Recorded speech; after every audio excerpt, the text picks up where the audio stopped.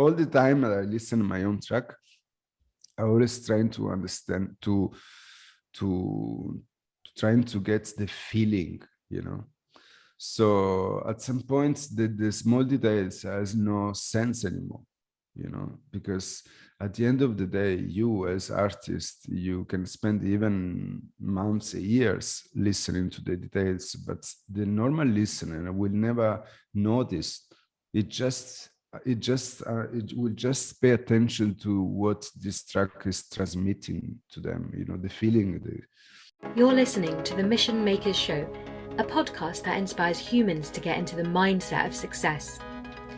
My name's Farah Nanji, and I'm the founder of a business in the motorsports industry that explores leadership lessons from things like Formula One.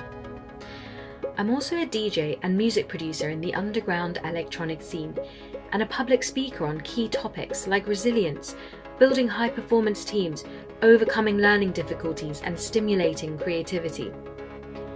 And to tie it all together, I love writing thought-provoking content as a journalist for these industries which are so unique in themselves. On this show, I'm sitting down with some of the most inspiring and driven people I've met around the world to talk about their processes, their failures, the lessons they've learned, and how they are truly making an impact for this world.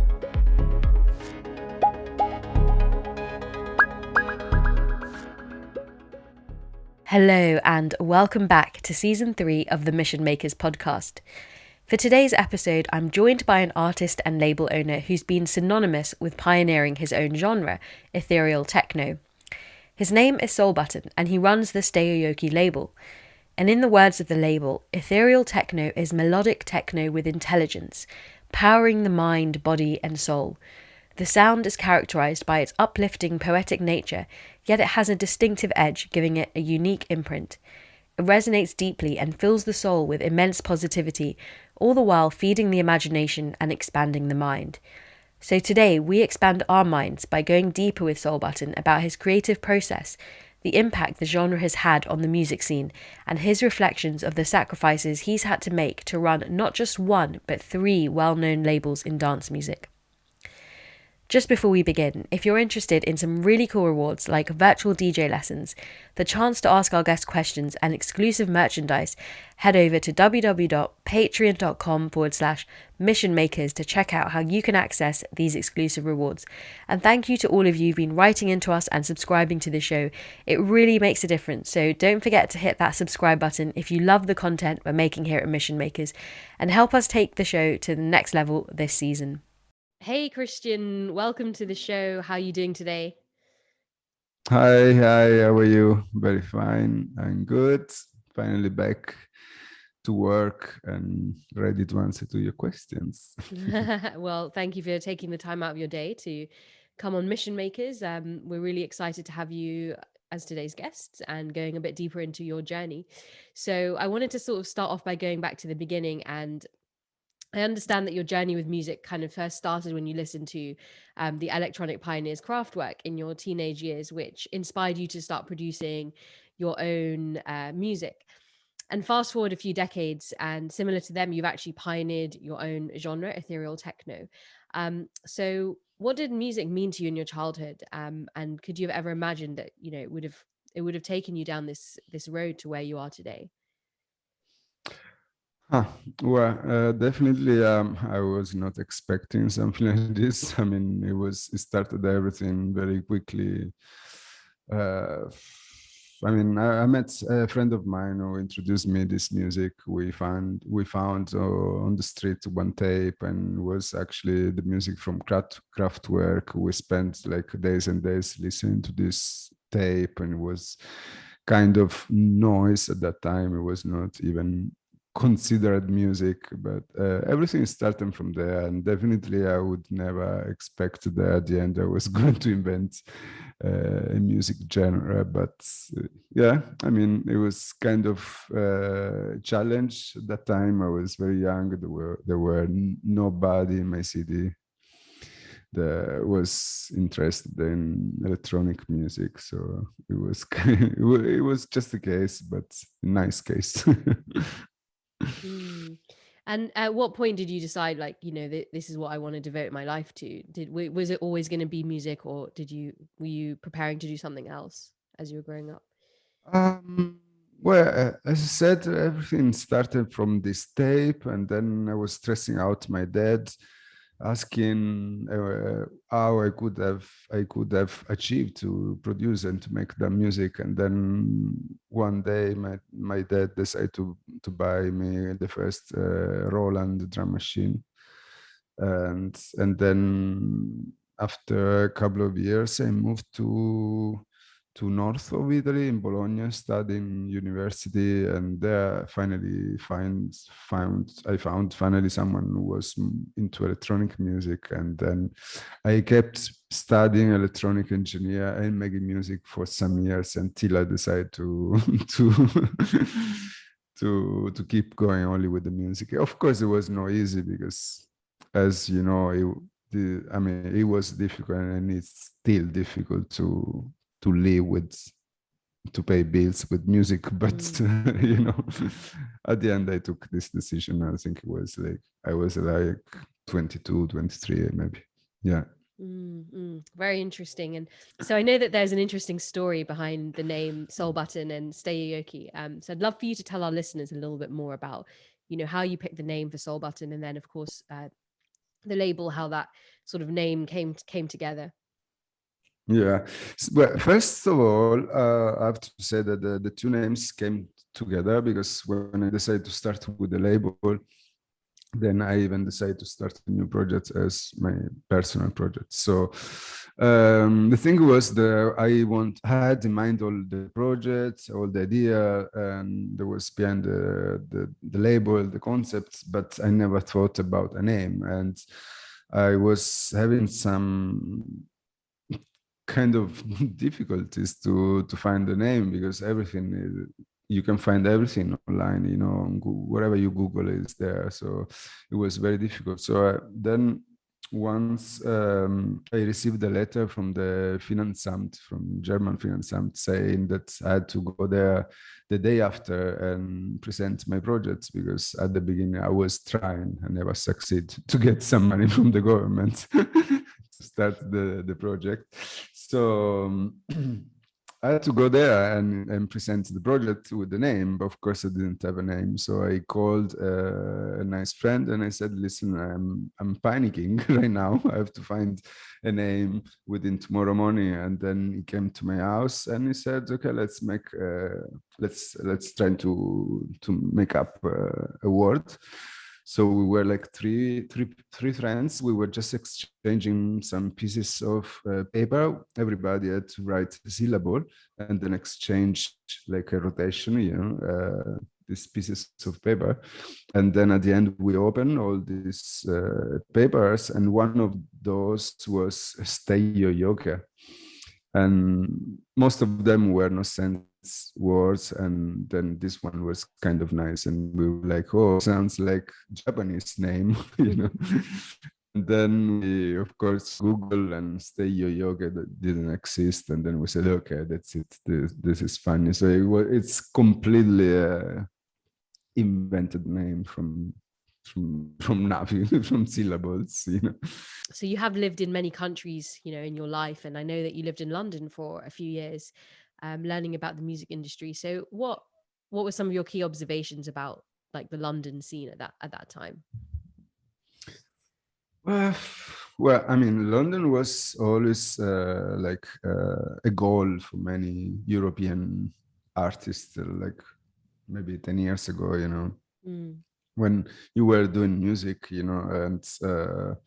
and you were living in Italy, in I don't know, in Germany, Spain. London was always the goal, to reach, and because it was actually very nice, there was the real industry of the music, electronic music, and still there is, most probably. So it was extremely nice, interesting for me, because when I went to London, I understood how the real music business was working. Like before to go to London, I couldn't even understand exactly the difference between I don't know, booking agency and PR agency. It was all confused, you know.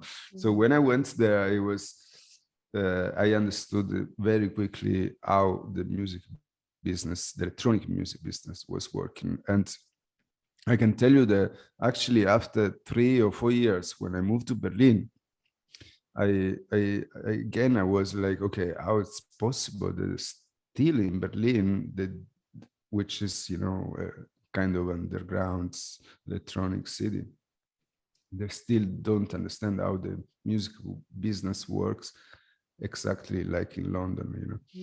So it was, for me, it was very interesting because I mean, from Italy, I went to London. I understood exactly how the music industry was working, and then I jumped to Berlin, and I actually brought some ideas, you know, to other labels. And plus, I went to Berlin, and I thought to open my labels with the knowledge that I got in London. You know, so I mean, I was not very keen of all the industry dynamics, you know, about, you know, public relation and stuff and whatever, you know, in London, if you are going to be successful if you're friends of Pitong and this and that, you know. So I'm not those kind of people, you know. I like when an artist succeed for his music and his potentiality, you know, for his connections. And this is something that I notice a lot in London. But at the same time, it was very good for me. It was a very good experience because I understood exactly how everything was working, remixing, you know, and stuff like this, everything. Everybody had a manager, you know, at that time. So yeah, it was a very good experience in my opinion. It was short but intense. Good training camp then, it sounds like. And it sounds like Berlin was then quite pivotal towards your success. You know, if you say you started the label, conceptualization are there. So talking about the label and stuff, you've obviously made a huge mark on the underground music scene in the recent years. And Steyoyoke's evolved to have, you know, Steyoyoke Black and In a Symphony, and each of them have a very different mission in their own right. And you touched upon a little bit about the communication and the connection between the audience and them and the artists. Yeah. What is your sort of ultimate vision for them? How do they sort of differentiate from each other? And has that vision evolved over time, or has it stayed quite true to what you imagined it to be like all those years ago? Well, I mean, as I said before, I moved from London to Berlin.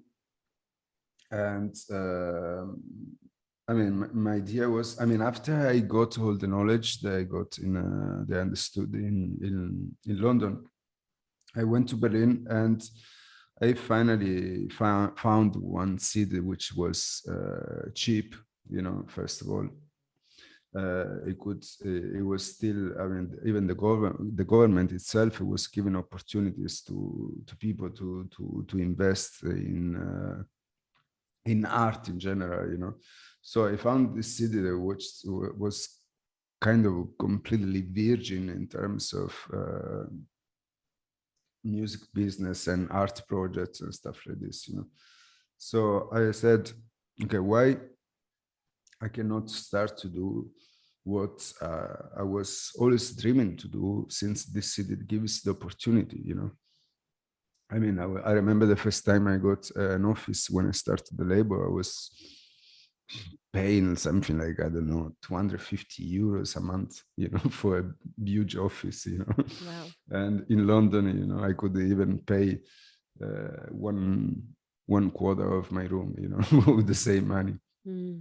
So, but of course, I want to start with the project. They had some kind of important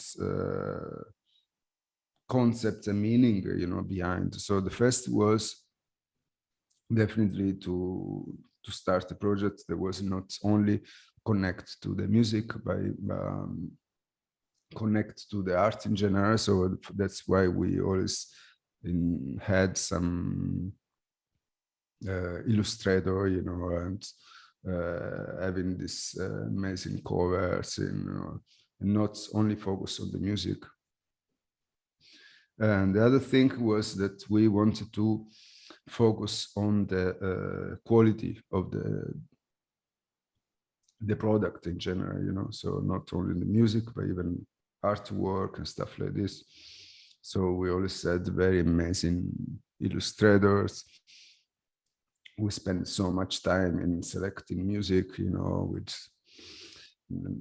so I really want to create one label that was focusing on the quality of the music, on the quality of the product, and not thinking about, I don't know, releasing that person because he could give some exposure to the label of this and that. We are still producing music from unknown people sometimes, but always good music. And the other thing was focusing on the communication with people, try to build a nice interaction, with the people, with our supporter, with the people that buy music, with the people that interact with us every day, because at the end, this is the most important thing. What I understood at the end, in all these years in the music business, there are two ways to succeed in the music business. One is if you have some connections, so you reach how can I say? You reach you get some exposure, so some visibility through people they already have. Or the other solution is if you get through the normal people, the normal listeners, that at the end they give you importance, because if you have to, if as a label, if you have to compete with, let's say Steyoyoke, for example, if it has to compete with labels like Afterlife or Elum or those kind of labels, which are big, not because the labels are big, because the owners are big, So, you know what I mean? So I said, okay, I'm not going to run behind big artists to make my labels big. I'm going to try to reach the listeners, and eventually, potentially become popular and big, but through the listeners and don't connections, So this was my main concept behind the label, you know what I mean? How long did it take to build that sort of audience, and going down that sort of that route of trying to get the audience bought in and developing that fan base?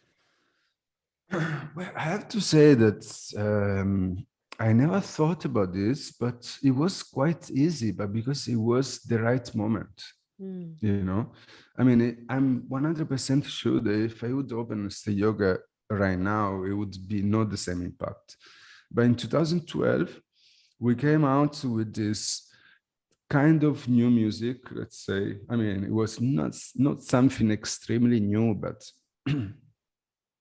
not even the same stuff. It was 2012. We came out with this incredible, strong concept of illustrations, exhibitions, and so there were people that were buying vinyls because of the illustrations and not because of the music, But at the end, it was all together. I remember the first months, I was getting emails from very big artists. They were like, "Oh my God, what did you guys are doing? Who are you guys?" But it was just the right time, It's because it was not a jungle like now, Now there are 10 labels a day, and they are all copy of copy of copy of copy, and they have all zero chances to succeed, in my opinion. It's difficult, isn't it? I mean, you see a lot of artists who start their own labels because maybe there's a frustration of not being able to reach the bigger labels, because there is, as you say, it is a bit of a game. There is a bit on there about who you know, and sometimes the decisions aren't made purely based on the quality of the sound, and Yeah. you know, it's definitely a saturated space for sure. And I'm sure that COVID has been a time where many people have produced, and labels must be quite backed out for a long time. Are you guys I mean, like, how far in your pipeline are you with releases? We are pretty full right now. We are coming out with lots of stuff now. There was a moment that was kind of hard, because there was some kind of general depression among the artists. It was kind of hard, and especially had to do lots of work to to try to keep all together. So for some months I had to do like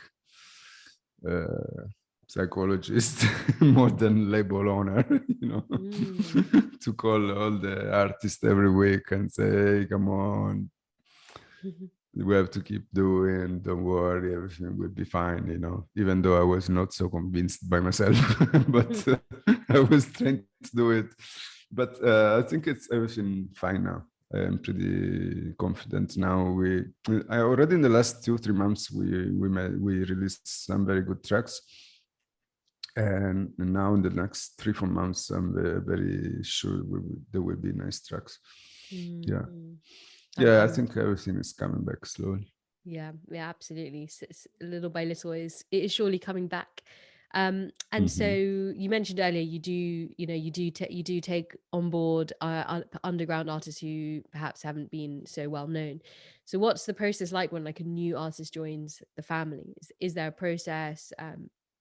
So it seems like you have quite a close relationship with the artists that are on your label. I mean, we do really listen lots of demos, because when we find good music, we just take it. I mean, without discussion. If it's good music, it's good music. I mean, we don't we don't think about anything. The only thing that we might check before to decide, it's I mean, sometimes there are those artists that are releasing here and there, like every 2 weeks, for on thousands of different labels. And when we see this kind of behavior, this means to me that these people, they have no plan. You know what I mean? So that kind of case, I might consider to not release that music, because I mean, for me, it's very important to understand if the artist has some kind of plan, some kind of vision of what's going on in the music business. So sometimes when I see these people, they just are dying to release, to get big, to get famous, to get popular. I have to play, this anxious situation. I'm like, okay, don't worry. it's fine. But if I see that good music, I always give a chance, and then I don't promise anything. Then relations between artists, and they grow slowly and naturally. Like all these people that you see in the label, like Nick Devo and Clouds SG, we never set each other and say, okay, now officially you are part of Steyoyoke or blah blah blah, or we have to sign the contract or whatever. Nothing. It just came spontaneously. So then it's even your ability as artist, to get close to the label, and I mean, I can make you an example. For example, some years ago, I was playing in Montreal, Stereo. I finished to play, I was very tired. It was 7 hours set, and this guy Monarca, most probably it's our artist for years now. He came to me with a USB stick. He said, I have some tracks I want to show you, and I just took it. I listened. It was nice tracks. I released his first track. Then he came to Berlin. He came to visit us. He came to our anniversary party, met all of us. He spent 2 days with us, So these are things that, as label owner or whatever, you appreciate. I mean, this guy came from Montreal to meet us personally. It means that he has a plan. He knows what he's doing and what he wants. You know what I mean? So this is important. And the other thing, there are sometimes people that they jump into the label, but then they want everything as soon, like when I feel stress, I don't like in general, There were many artists, they came and they were like, but you have to promote me more, but you have to consider me like your old artist and this and that. Like relax, everything comes when it's time, 100%. So yeah, I'm very direct person and straightforward, like so. Yeah. Really good. Yeah, I mean, it's important, to have. I mean, I find it really interesting what you say about the fact that you do want to take on board someone who has a plan and not just going here, there, and everywhere. And of course, like it's tough because, like, I'm sure when you make music, if you can't find a decent home for it, like what you want it to get out, but then you do need to also, I guess, like have a belief in yourself and know that like it should be for the bigger picture, and not everything also needs to get released at the end of the day. Like yeah. I mean, I always say, I mean, it's much better to release if you have 20 tracks, it's much better to select two and to invest energy, money, whatever you want, but to invest on those 2 tracks and not to think to release all 20 and hopefully one will work. And this is how 99% of the young artists think. I have 20 tracks. I will release all 20 on different labels and hopefully one will work. And this is completely wrong.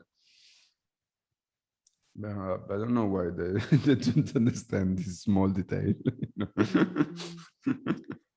Hey you, we hope you're enjoying today's episode. We're on a serious mission here to create one of the world's best podcast series, and we'd be so grateful if you could support us in any way by becoming a patron of the show. There's a tier to suit every level, from early bird tiers where you get downloads to all my music with some super cool ninja stickers, to our VIP Mission Maker tiers where you get epic rewards like exclusive footage that never gets aired, the chance to submit questions to our guests with signed copies of books from them, DJ lessons, one-to-one coaching, and a whole load of super cool Ninja and Mission Maker merchandise. You can start supporting us for less than what it costs you to fill up your car for a month by simply heading over to www.patreon.com/missionmakers. Thanks for listening, and I hope you enjoy the rest of the show. Very interesting. So as a label owner, I mean, like, how have you kind of like felt about or combated the issue of like streaming, music piracy? Like, how do you combat that? How do you feel about that as a label owner? I mean, you ask me, how do I see this live streaming? Not live streaming, but like more, let's say, services like Spotify, Apple Music. Okay. But people are not buying. The only people who are buying music are DJs, right? Not necessarily the actual listeners of the tracks, the audience. Yeah. Well, I mean, okay, what I can tell you. I mean, in general, I really like the concept of the streaming because people don't want to pay. Okay. I mean, we are living this this period of our life where there's this kind of thing, that everything has to be for free, kind of for free, the concept to pay for music, it became very weird, I mean, it's so easy now to get music for free and download and here and there. So it's something that I'm pretty sure it's not possible to control anymore. Yeah. So the idea of paying the artist through the plays on streaming platforms and taking the money through membership, it's amazing in my opinion. So I really like the concept. But the problem is they pay so little that it's incredible, to pay your bills, you have to get 1 million plays a month. So definitely is not going to work, I'm very interested in the new concept of this NFT, and this crypto new ideas that are coming out. I'm very, very close to a new project which is called Audius right now, which is decentralized crypto streaming platform where the artists will eventually getting rewards and getting paid without going through other platforms, like without paying fees to Spotify and blah, blah, blah. And this is going to be the future, so I'm very interested in this. And in general, not only about streaming, but in general, even about selling. Like, I'm pretty sure that in the next 5-6 years, all these shops will completely disappear. Because, I mean, I'm 100% I can see that the direction of the main labels they're taking is they're trying to sell music by themselves. We are tired to leave all these huge fees to Beatport.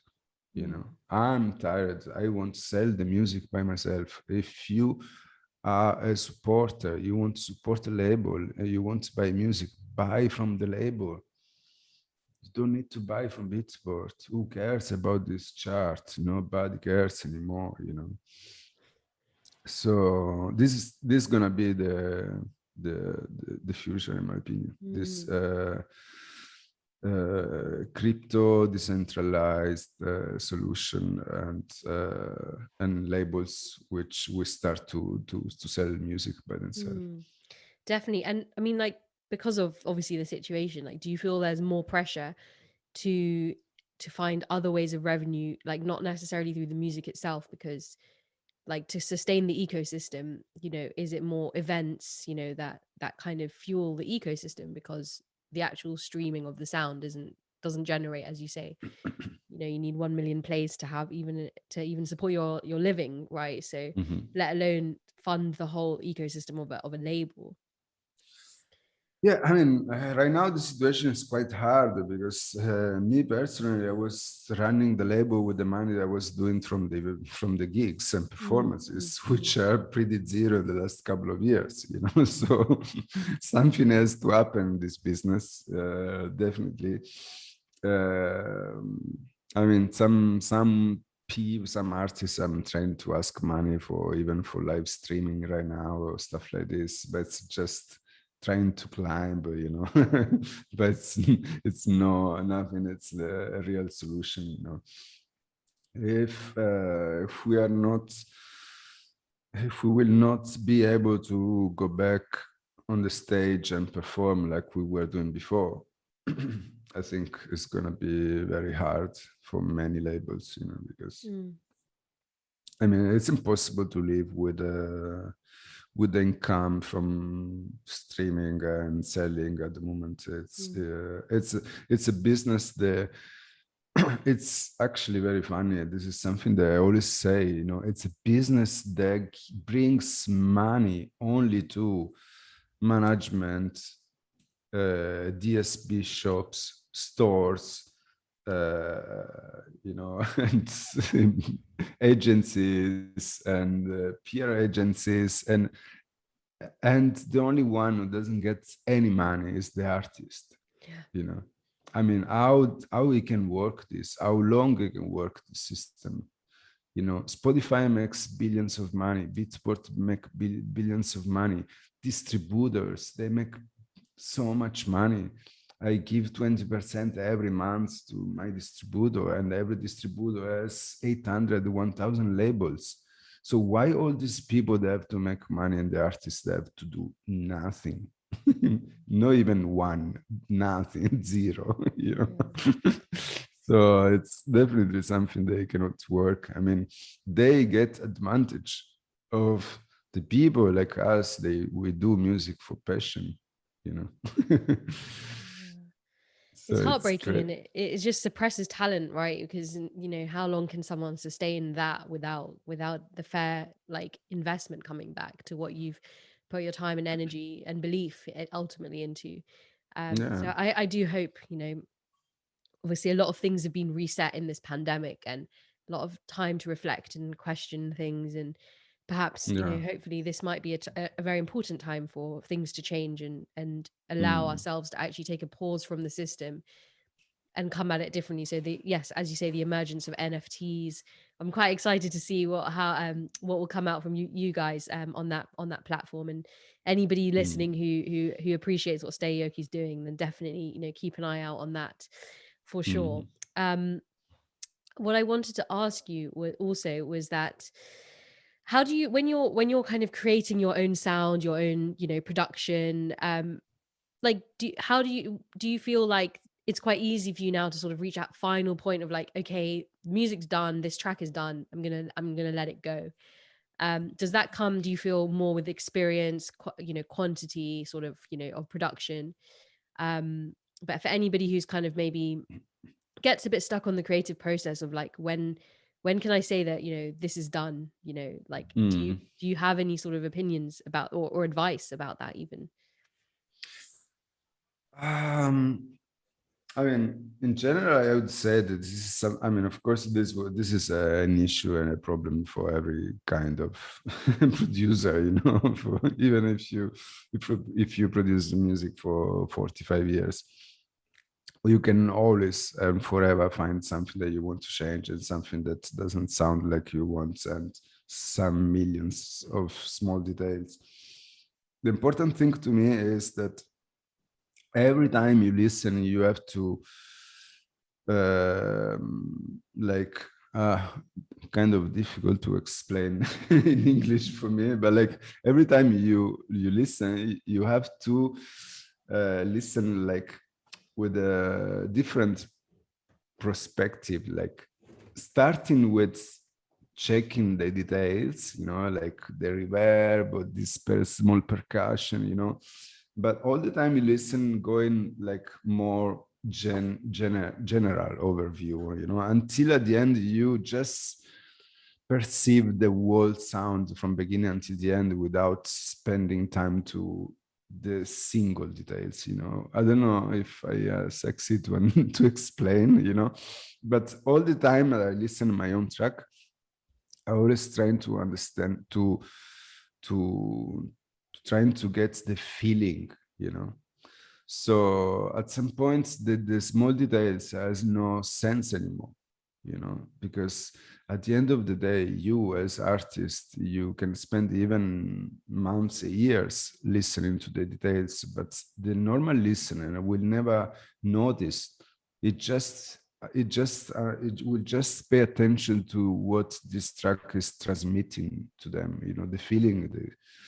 So even when people like even friends they send me tracks, you know, they say, can you give me a feedback about this track?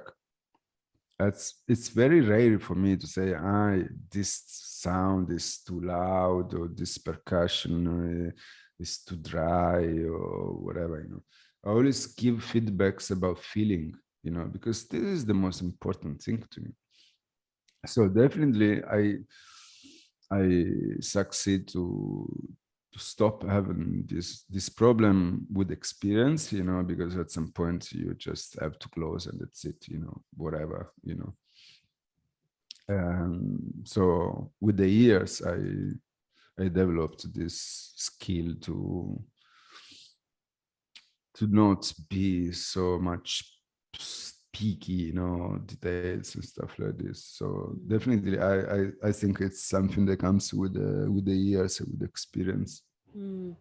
And what comes first for you? Like, does the name and the feeling of what you want to create come first, or does that happen sort of after you've kind of created the sketch or the idea of what you're making? Oh no, no, no. To be honest, I just don't think completely. I just leave everything coming out, and I don't think why. I never think I want to do something like this or something like that, or I want to recreate that kind of emotion or whatever. I never know what's gonna happen when I sit in front of my computer, and so yeah, Mm, mm. I don't know. Okay, fair enough, fair enough. Um, what I'd also love to ask you, and I know sometimes this might be difficult to kind of like take a step back and like think, okay, when you're so involved in it, but it is sort of acknowledged and well known that Steyoyoke has kind of created this, as you say, this feeling, right, of ethereal techno, and in a way, techno which has this melody and has this sort of feeling of melancholy, or takes you on a journey, and you don't, you're taken away from your immediate environment at that point. And it's obviously been extremely successful. So do you think that there's been any effect that this has had on the underground? Like, do you see any effect from this, or not really? Well, I don't know. I mean, it's still kind of surprising to me, that it, it became like a genre. It's so funny when I go on YouTube and I see this YouTube videos how to make a Ethereal Techno track. It's so funny to me. Seriously, so I don't know. I mean, what I can tell you is, I mean, one important for me, it's. I mean, I like techno. I liked house music. I come from hard techno experience when I was young. I was playing 160, 165 BPM, So, but at some point of my music experience, development, I don't know what to say, but I felt like this need to create an ambient in the music, an atmosphere, and not just sound, because this was giving me the opportunity to take the crowd, to create this communication between it was not anymore something just tune tune tune tune and making people dancing. For me as DJ, when I perform in front of 1,000 people, I appreciate much more that guy that is standing with closed eyes and living the music, and not those people that like jumping like crazy, because I think that guy is feeling the music, This is beautiful to me. So slowly and without thinking, I developed this kind of, I don't know, I don't know what to say, but anyway, I developed this idea, this, it was nice, like when you create this through melodies, but it doesn't have to be absolutely a melody. It can be even a pad, this at the end, after you played for like 20 minutes, 30 minutes, people are completely into the music, because you created the ambient. It's not only about uh, dancing. It's just and it's true. I mean, when the most beautiful compliment that I got, I remember years ago when we were collecting feedbacks from people, which actually we usually do. And one guy said, Steyoyoke, it's amazing because going to the party, it's not going to dance, it's like it's an experience. It's true. I mean, I understand, even though I'm from the DJ side, and when we get people, they don't never listen to this music, to our party, they go out and they're like, wow. Even if they don't understand the music. And actually, that it happened last week in Berlin. One of my best friends got got a new girlfriend. She doesn't know anything about this music. She listens completely rock and stuff.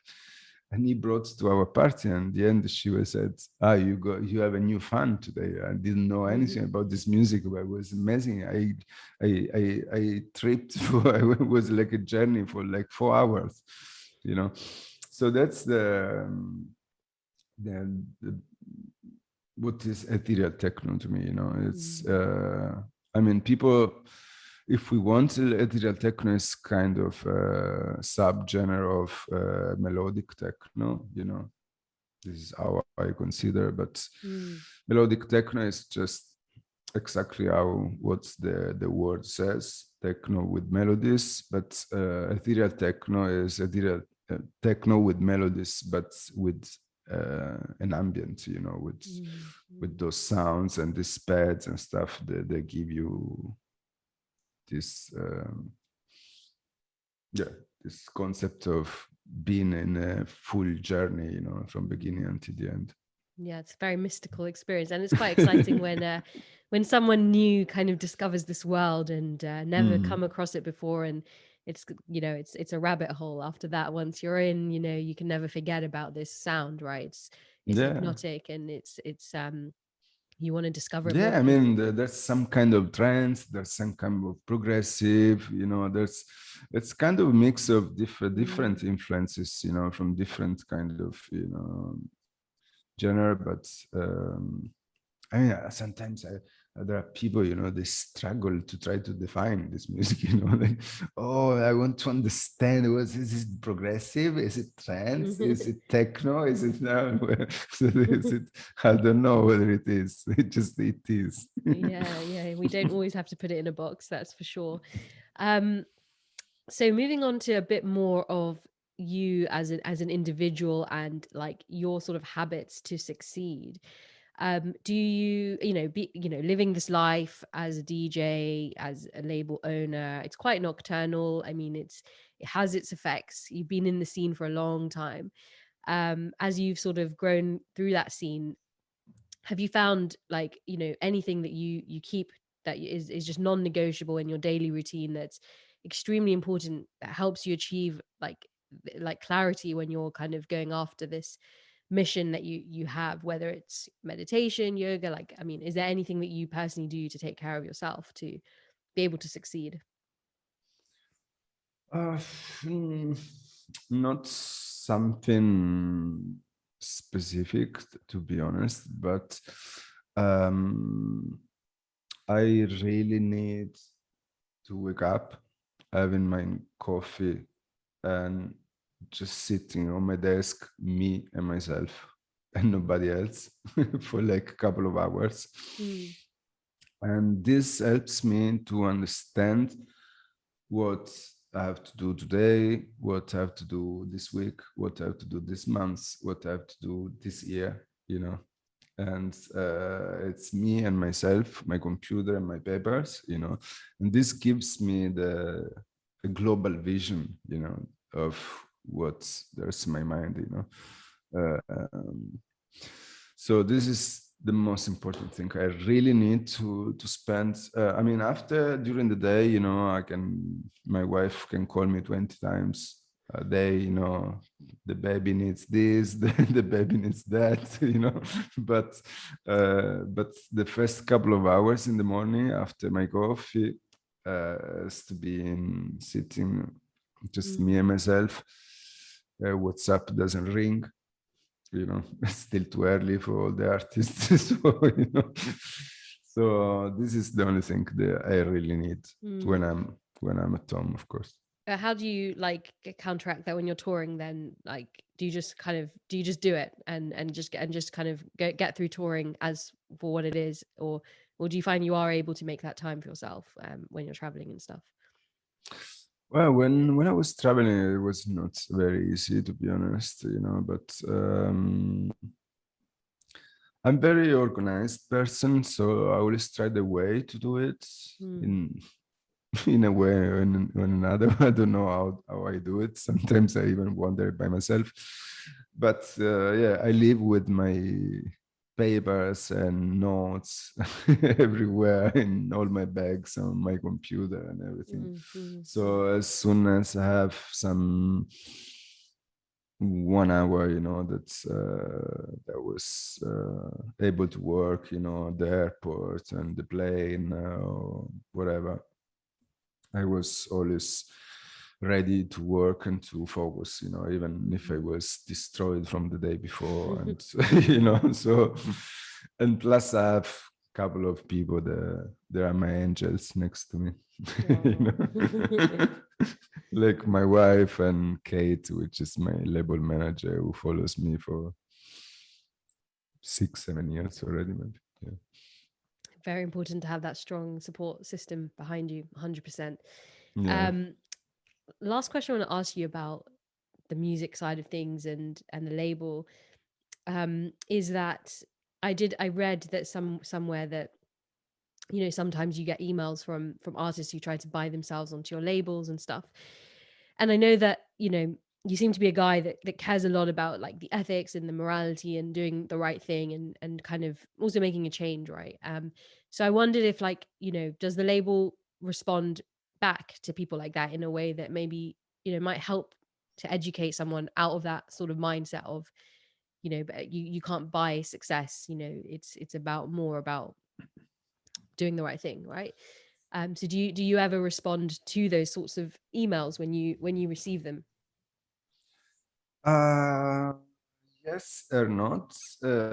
Sometimes when we see potentiality, you know, potentials in some person, and we see that they do some mistakes in the form or in the way how they write, on the way how, you know, how they send the stuff, we try to explain, and very often they appreciate, you know. From the other way, the emails that we receive are too many. So I have to be honest, you know, when I was from the other side, I was an artist reaching labels. I was like, why they don't answer me? And now I'm from the other side, and now I understand why they don't answer, because sometimes there are too many. And unfortunately, they don't really, I mean, the majority are just attempts, let's say, you know. They don't send, I mean, I wish I could check, you know, the demos and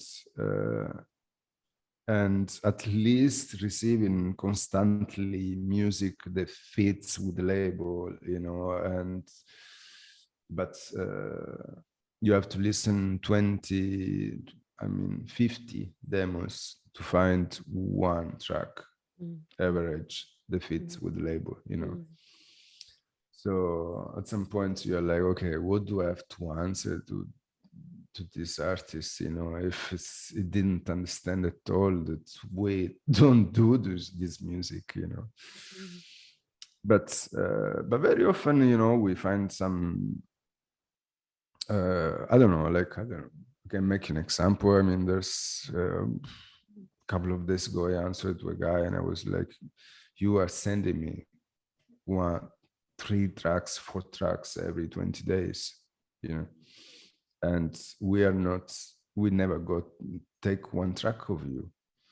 So try to understand why, if you're sending 3 tracks every 20 days, and so I try to explain him, I said, this means that you are working just on the quantity, instead to send me 3 tracks every 20 days, just stop it, send him tracks for 6 months, collect all the tracks that you have done in these 6 months, choose 3, the best 3, and then send to me, and then I'm pretty sure I will release it, so in this way, we try sometimes to educate people, but as I said, it's not very easy sometimes because of the amount we receive too many. For sure, you definitely need those gatekeepers as well. So we're moving on to the audience Q&A. We have 2 questions that come in from our audience. So the first one's from David in London, who asks, how did it feel to kind of get back on the dance floor this summer? And do you remember what that first track was that you played when you did get to play your first gig?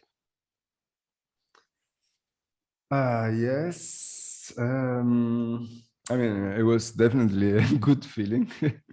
It was kind of, oh my God, I forgot these feelings,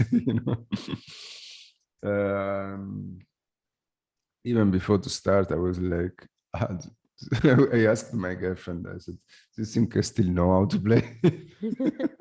I swear God.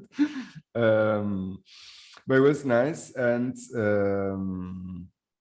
I remember that the first track they played was actually the intro of the new album from Clouds SG that we just released last week, I guess. Nice. Which is it was very nice track with no drums for the couple of minutes, the first couple of minutes. So like a real intro. So it was very nice because it's super melodic, like progressive. It opens so it was very good. This was the first track. Yeah, I think it's the track is called Existence. So Clouds SG Existence. What's the album called so people can go back and listen? The album is called Between Shadows and Lights. Okay, nice. Yeah. Awesome. Second question's from Alexia in New York, and she asks, what is your go-to or favorite plugin for creating melodies? Or are you more of a hardware guy, I guess? No, I mean, actually, I have some hardware, but I use always the same, which is called Rev 2 from Dave Smith. But in terms of virtual VST, that I use the most, I mean, I try to avoid the one that everybody using, because at some point everybody was using always the same, this kind of diva stuff, and all the tracks that were sounding always the same. I use a lot Omnisphere. Great plugin. Because it's very full of sounds. I use a lot Repro from it's called UHE, I guess, the brand. Yeah, I use a lot Repro, which is very good. And I use a lot Arturia VST. Yeah. Nice. Some solid plugins there. Cool. And lastly, we're going to have our quickfire round, which is just a couple of questions, not more than sort of 60 seconds on each. And so our first question, as a native Italian, we do have to ask you, does pineapple belong on pizza? No, absolutely not. No, I never saw in Italy. Yeah, I definitely agree with you on that one. On the note of pizza, what is your favorite place to get pizza in Berlin? There's a very nice restaurant called Il Mondo, which means the world in Italian. Yeah, they're very good pizza. Okay, Italian pizza, nice. real Italian pizza. Which part of Berlin is that in? It's in Lichtenberg. Okay.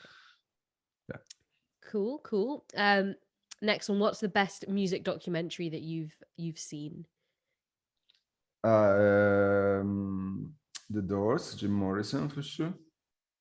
Oh, that's a great documentary. If you could film score any film, would you have one in mind? Any what?